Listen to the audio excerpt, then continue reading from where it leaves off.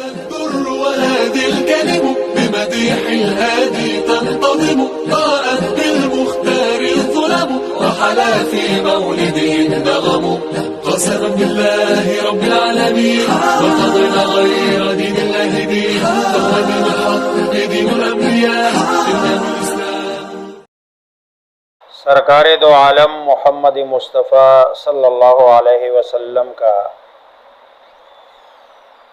ارشاد ہے کہ مومن کا معاملہ بڑا عجیب ہے کہ اس کے ہر معاملے میں خیر ہی خیر ہے.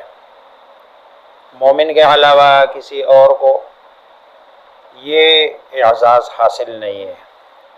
اگر مومن کو کوئی راحت یا خوشی حاصل ہوتی ہے اور وہ اس پر اللہ کا شکر ادا کرتا ہے تو یہ بھی اس کے لیے بہتر ہے اور اسی میں اس کے لیے بھلائی ہے. اور اگر اسے کوئی تکلیف اور مصیبت پہنچتی ہے تو اس پر صبر کرتا ہے تو یہ بھی اس کے لیے بہتر اور خیر ہے. چنانچہ بچے کے فوت ہونے پر سرکار دو عالم محمد مصطفیٰ صلی اللہ علیہ وسلم نے صبر کرنے والے شخص کی خاص فضیلت ذکر فرمائی ہے.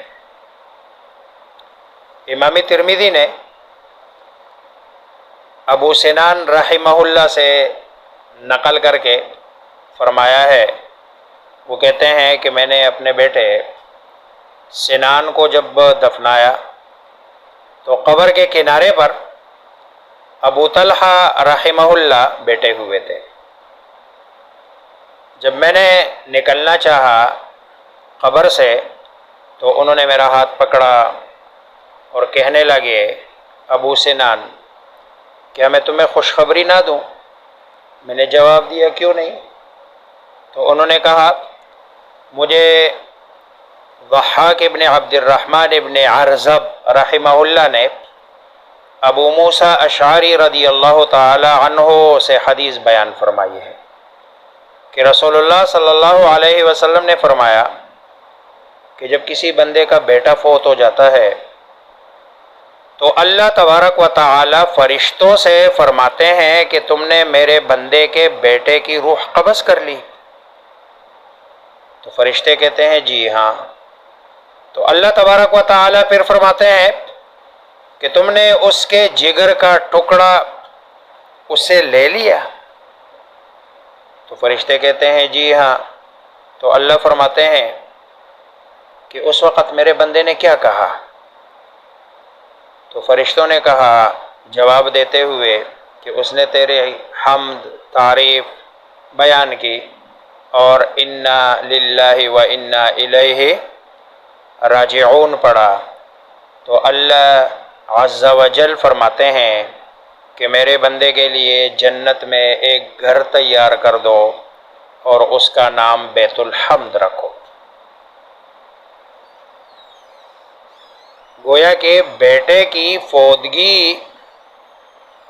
پر صبر کرنے والوں کے لیے اللہ تبارک و تعالی نے جنت میں ایک گھر اور اس گھر پر باقاعدہ نام بیت الحمد کے ساتھ لکھا جاتا ہے. یعنی اتنا بڑا اعزاز ہے صبر کرنے والوں پر.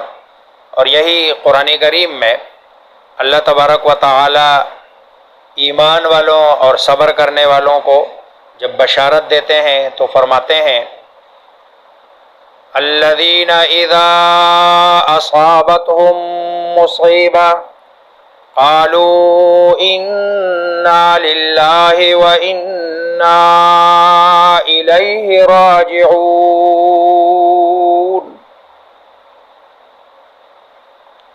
جب ایمان والوں کو تکلیف پہنچتی ہے، کوئی ان کو مصیبت آتی ہے تو یہ انا للہ و انا الیہ راجعون پڑھتے ہیں، اور اس کا نتیجہ اولئک علیہم صلوات من ربہم ورحمہ وَأُولَئِكَ هُمُ الْمُهْتَدُونَ۔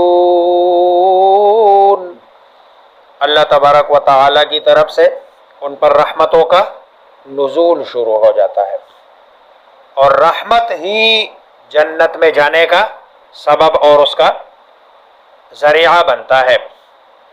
ایک اور روایت ہے جس میں رسول اللہ صلی اللہ علیہ وسلم نے انا للہ و انا الیہ راجعون کے ساتھ ایک اور دعا بھی سکھائی ہے۔ چنانچہ ام سلمہ رضی اللہ تعالی عنہ جو ام المومنین ہے وہ بیان فرماتی ہے، مسلم کی روایت ہے کہ میں نے رسول اللہ صلی اللہ علیہ وسلم کو یہ فرماتے ہوئے سنا جب کسی مسلمان شخص کو کوئی بھی مصیبت پہنچے اور وہ وہی کہے جسے اللہ نے حکم دیا، یعنی انا للہ و انا الیہ، اور اس کے بعد اللہم جرنی فی مصیبتی و اخلف لی خیرا منہا الا اخلف اللہ لہ خیرا منہا، کہ اے اللہ میری مصیبت میں مجھے اجر دے دے اور اس کا بہترین نعم البدل عطا فرما۔ ام سلمہ فرماتی ہے کہ جب ابو سلمہ رضی اللہ تعالی عنہ یعنی میرے شوہر جب انتقال کر گئے تو میں کہنے لگی یہ دعا پڑھتے ہوئے کہ ابو سلمہ سے کون سا مسلمان بہتر ہے، کیونکہ سب سے پہلا گھر جو رسول اللہ صلی اللہ علیہ وسلم کی طرف ہجرت کر کے آیا اسی میں ایک ابو سلمہ بھی تھے۔ پھر میں نے بہرحال یہ دعا پڑھ لی، اور یہ دعا پڑھ کے اللہ تبارک و تعالی نے میرا نکاح رسول اللہ صلی اللہ علیہ وسلم سے کرا دیا۔ گویا کہ اللہ تبارک و تعالی نے مجھے ابو سلمہ سے بہتر شوہر اور امتی کی بجائے مجھے اللہ تبارک و تعالی نے اپنا پیغمبر دے دیا، تو وَأَخْلِفْ لِي خَيْرًا مِّنْهَا، کہ پہلی والی جو نعمت ہے اس نعمت سے مجھے بہتر دے دے، اس کا مجھے بہتر نعم البدل عطا فرما۔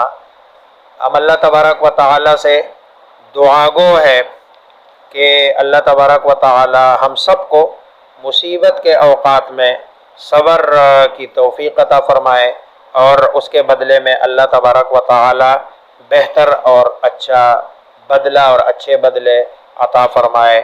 صلی اللہ تعالی علی خیر خلقہ محمد و آلہ و اصحابہ اجمعین برحمتک یا ارحم الراحمین۔